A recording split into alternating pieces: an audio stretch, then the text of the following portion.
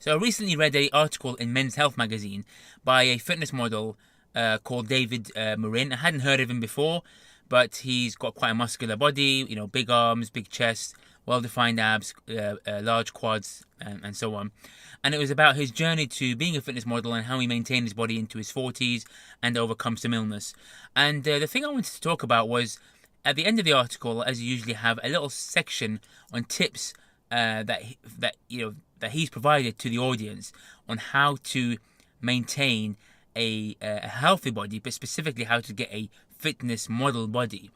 And his tips included the things that he does himself. So he'll do 4 trips to the gym to lift heavy weights, covering all areas of the body. 2 to 3 times a week, he will do cardio in the evenings. And in addition, every single morning, a 20-minute yoga session. So 20 minutes of stretch every morning. He'll also go to the sauna to sweat off that few extra pounds. And when it comes to a photo shoot, he'll do a 24-hour to 36-hour water fast, so that he burns that little extra bit of fat, so his abs and other muscles become more well defined. So you have to ask yourself a question. Now, your job is not as a fitness model. How many people whose job is not to be a fitness model have the time to even go to the gym 4 times a week to lift heavy weights? Not for like 45 minutes, talking about at least 90 minutes per session in terms of choosing the right equipment and reps and rests and so on, loading up the weights.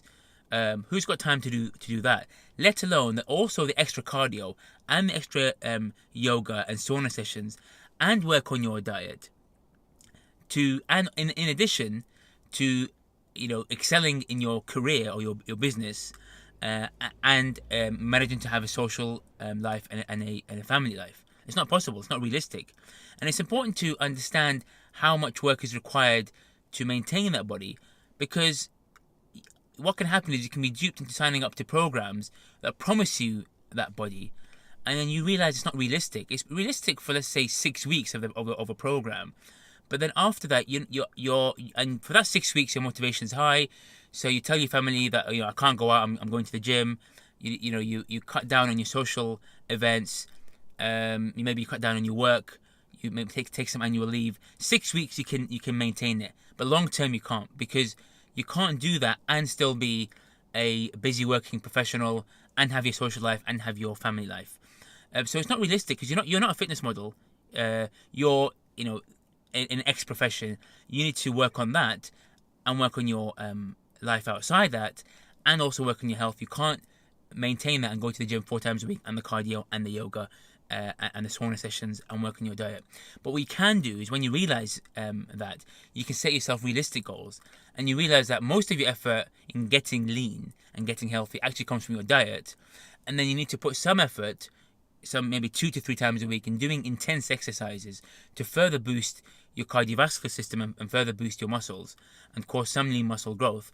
And you'll be able to get still a good lean looking body without having to sacrifice so many hours in the gym to eventually realize that you won't achieve that so-called perfect body. Let me know what you think about my comments about this article about David Marin. Am I right? Am I wrong?